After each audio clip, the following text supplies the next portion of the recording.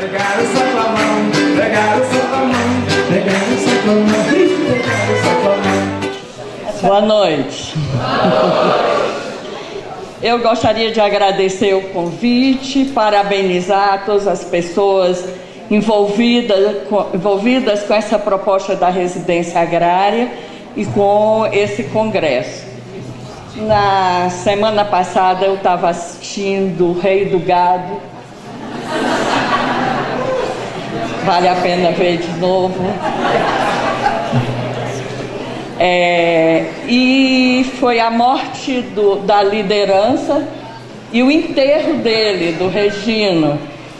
E passou perto do local do enterro, numa estrada de pissarra e numa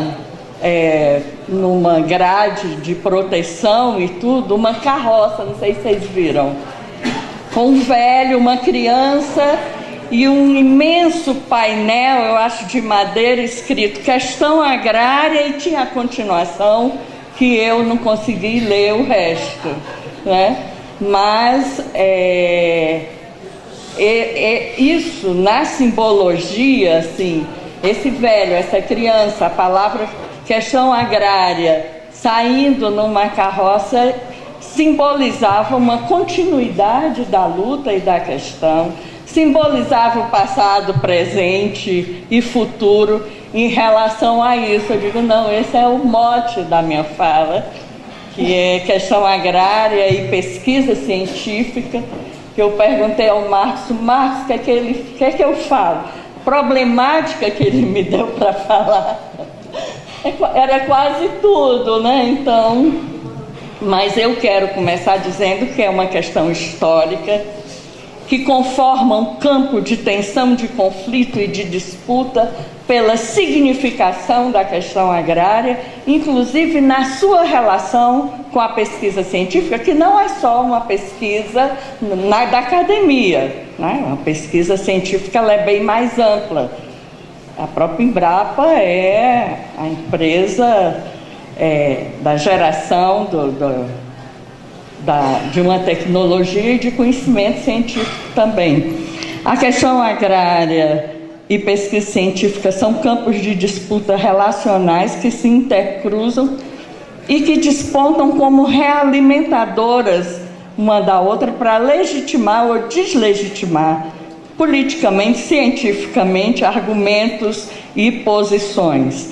De um modo geral, e hoje também, essa questão agrária como campo de disputa, os móveis da disputa se dá sobre uma interpretação de Brasil, seus processos econômicos, sociais, políticos, sobre qual a teoria adequada, qual o instrumental analítico adequado, uma disputa conceitual sobre concepção de terra, direito, propriedade, reforma agrária, ocupação, conflito, desigualdade, função social, território, cidadania, não? Essas disputas expressam relações de poder entre grupos e classes sociais e fundamentam políticas públicas, práticas, argumentos, instituições. Então, se nos anos 50, 60, que vocês trouxeram aqui como na parte inicial da poesia, debatia-se a natureza das relações sociais no campo, se feudal ou se capitalista, e o latifúndio despontava como obstáculo estrutural à modernização. Hoje debate-se, sobretudo, os desdobramentos dessa modernização. O divisor de águas e as mudanças na sociedade em torno da existência ou não de uma questão agrária no Brasil. É esse o embate. Existe uma questão agrária? Não existe, ela já foi resolvida pela modernização. E todos os seus desdobramentos, por exemplo, uma concepção sobre a terra e o lugar da propriedade da terra e da terra hoje. Representando o pensamento crítico, que é o que vocês, professores, alunos, residência agrária, estudaram, leram, refletiram e debateram e são conhecedores, temos a defesa de uma atualidade da questão agrária, como fundamento e expressão de nossos bloqueios históricos.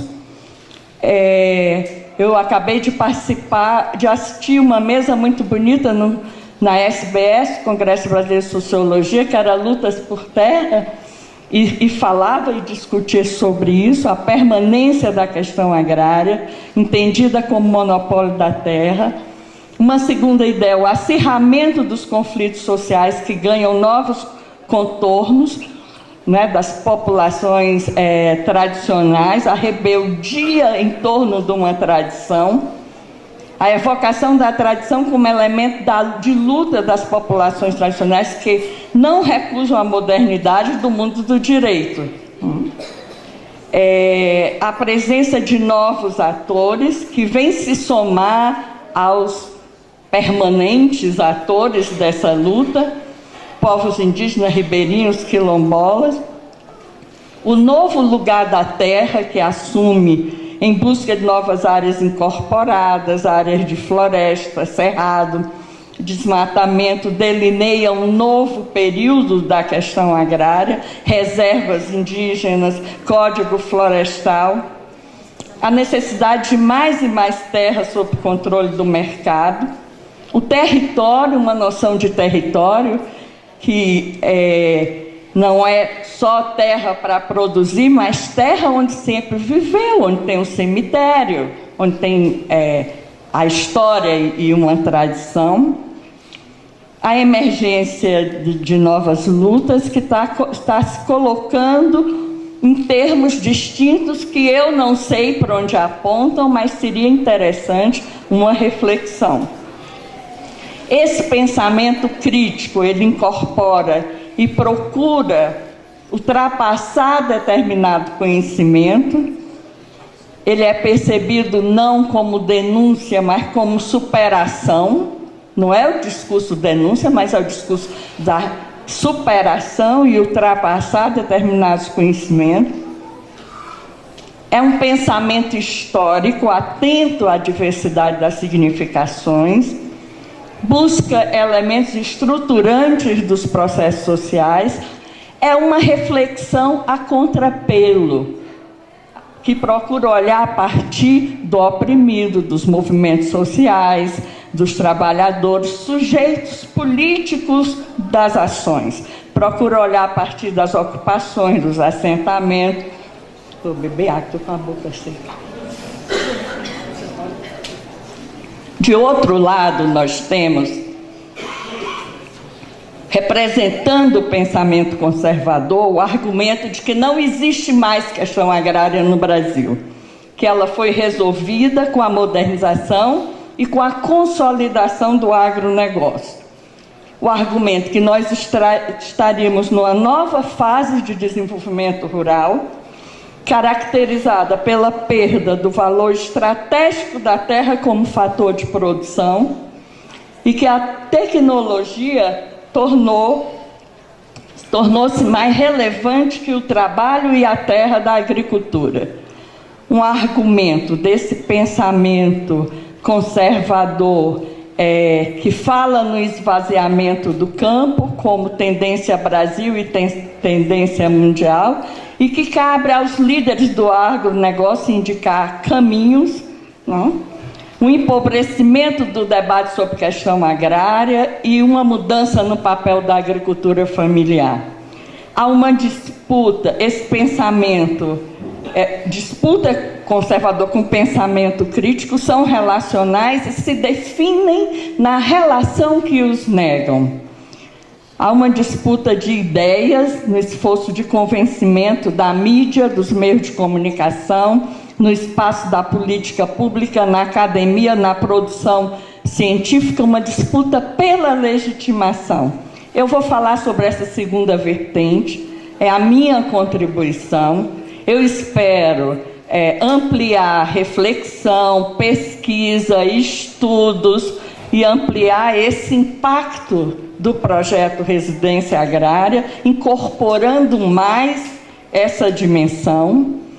O pensamento primeiro ponto, o pensamento conservador diz que não existe uma questão agrária no Brasil, mas essa questão agrária aparece e se faz presente na imensa preocupação, reflexão e estudo sobre direito de propriedade, conflito social e ocupações de terra, que eles chamam invasões.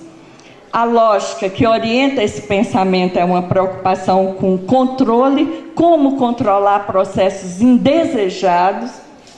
É um pensamento ahistórico, fora do tempo, fora do lugar, que trabalha com o discurso da essência, a propriedade, o mercado, as instituições, uma despersonalização do processo social, um desprezo pela pessoa.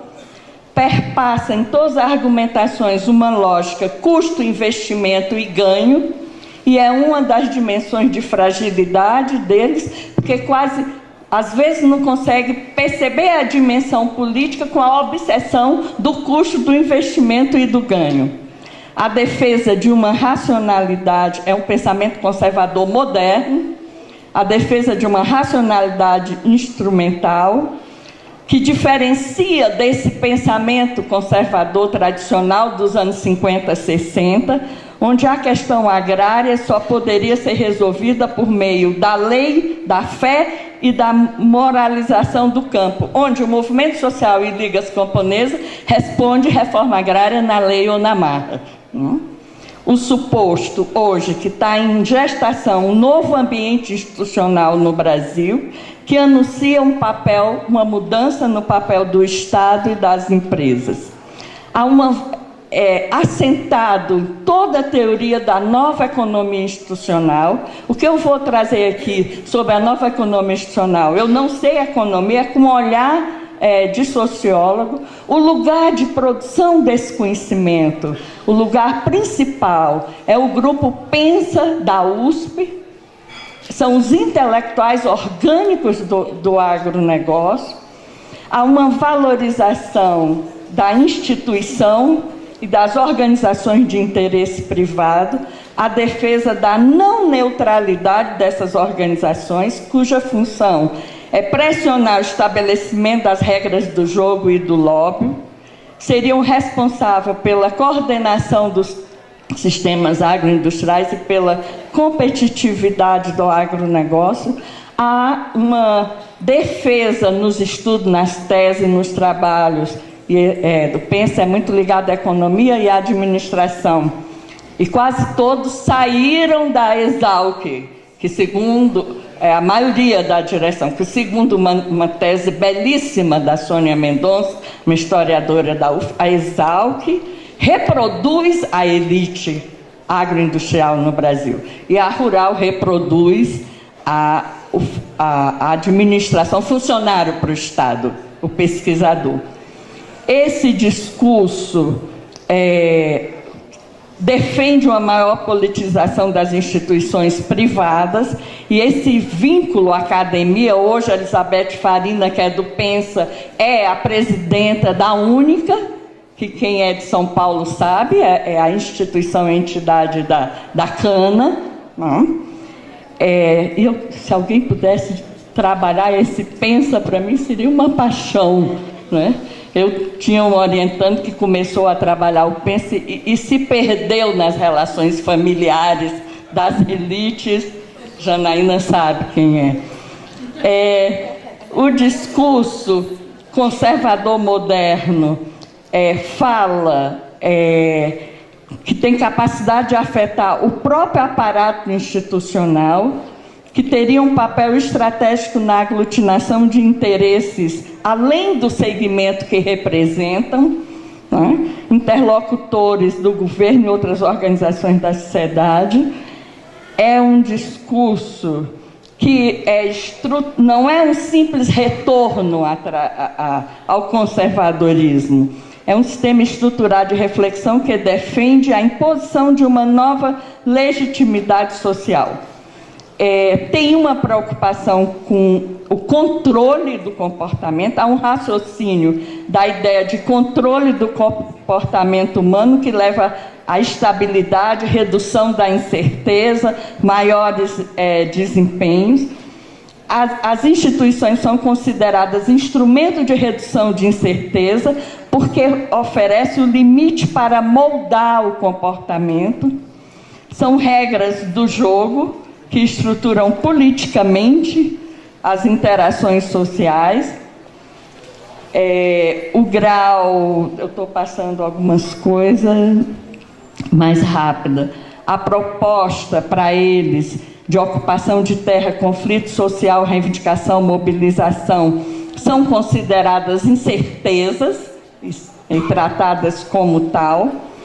O lugar é o Pensa, que é o lugar emblemático da Constituição. Foi criado em 1990, no período, 3 anos depois, foi criada a Seção Brasileira de Agribusiness, a ABAG. É um programa do Departamento de Administração da Faculdade de Economia e Administração da USP. Seus principais pesquisadores, Décio Bernstein, Marcos Fava Neves, Cláudio Antônio Pinheiro Machado Filho, Samuel Ribeiro Jordano, Eduardo Eugênio Spes. Eu, há 10 anos atrás, tinha entrado e feito um levantamento Você abre para mim? No Pensa. Quando eu entro agora, está mais fechado. Quando o movimento social, o portal, quando o movimento social define que o adversário é o agronegócio, os sites patronais e os sites dos intelectuais orgânicos estão fechando mais. Tem um texto e um debate sobre uma preocupação com povos indígenas que eu gostaria de ter acesso e não tenho. Então, a principal referência é essa nova economia institucional, e há uma preocupação, 3 grandes preocupações: escassez de água, povos indígenas e o tempo de mudança no direito de propriedade. É essa a elaboração dele. Nós vivemos um tempo de mudança no direito de propriedade. Então, a mobilização dos povos indígenas, isso anuncia um tempo de mudança no direito de propriedade.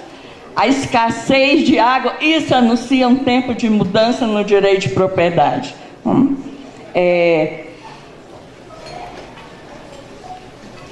Há um revigoramento dos estudos de mestrandos e doutorandos sobre a necessidade de pensar e repensar teoricamente o direito de propriedade, e a necessidade de juntar 2 vertentes, a economia e o direito.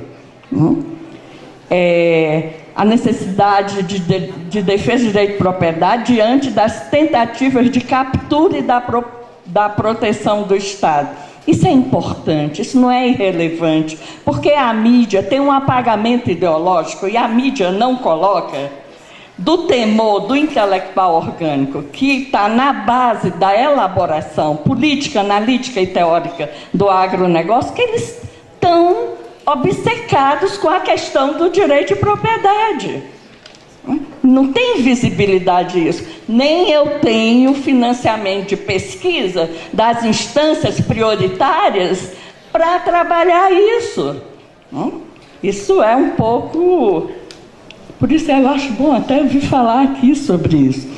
Um direito que deve ser pensado para além da propriedade privada, isso é citação, englobando outros modos de domínio comum estatal, numa clara evidência da questão do quilombola, população indígena e território. Pensar para além da propriedade privada e outros modos de domínio.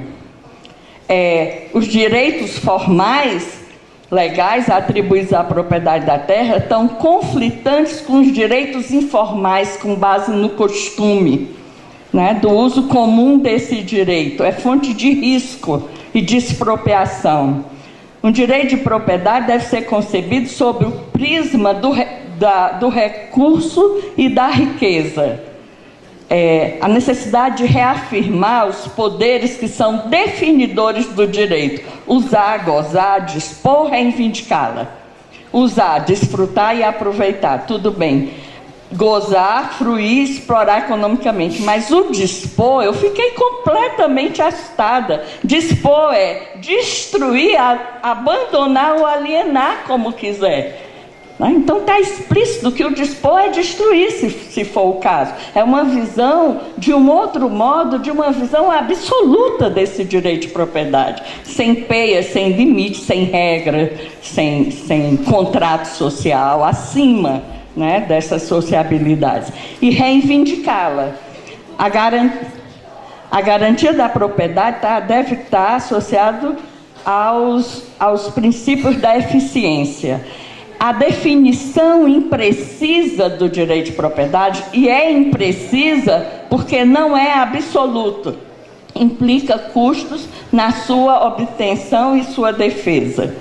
Um direito de propriedade é um instrumento socialmente instituído, o seu possuidor tem o consentimento de toda a sociedade para agir de determinada maneira. Um outro elemento que me surpreendeu nessa leitura e nessa releitura possui o direito de propriedade quem é proprietário. Quem não é proprietário não possui o direito de propriedade, né? Você só é sujeito do direito quando é proprietário de um bem, ou seja, o indivíduo confunde-se com sua propriedade. E a outra perspectiva, a não propriedade, cria o não indivíduo, não direito, e deslegitima a luta pela terra e pelo direito de propriedade, não importa qual seja, né? Qual modo, não? Então, diante de um bem limitado, ao invés de estabelecer finito e pensar a necessidade do uso social, prevalece a garantia desse direito absoluto, se reafirma a baixos custos, alto lucro, renda e proteção do Estado. Essa imprecisão, nesse sentido que não é absolutamente garantido, cria a instabilidade. A titulação da posse prevalece como um dos padrões para análise e determinar a definição do direito de propriedade. Uma segunda preocupação é com conflitos sociais. Então, tese, trabalho sobre a origem, onde está o conflito, em quais situações, qual o impacto do conflito, não na segurança e na garantia da propriedade da terra. O conflito gera insegurança no direito de propriedade, além de contribuir para a redução do investimento. Então, essa lógica que nós somos a produtivismo por uma produção, é secundarizada por uma grande preocupação com o direito de propriedade. Então, o conflito dá instabilidade ao direito de propriedade e também ao investimento, né? As ocupações são vistas como invasão, como não respeito aos direitos de propriedade. Fala-se em segurança institucional e a fala hoje, por exemplo, da Cátia Abreu, tudo em relação à insegurança institucional. Aí me dei um tempinho sobre a Cátia Abreu, porque nós apresentamos, eu e orientando o meu, um texto na SBS, além do que vocês falaram sobre ela, que é isso mesmo, ela tem mais duas características. Uma, acionar papel social de mãe, de esposa, de viúva, de primeira mulher da CNA e tudo, quando for necessário. Não, como é que eu vou agredir o trabalhador rural? Eu sou uma mãe. Uma mãe não agride, né, nesse aspecto. E a segunda dimensão é se apropriar do discurso do inimigo para atacar o inimigo. Né? Ela lê Gramsci, mas ela lê com os olhos do Maquiavel.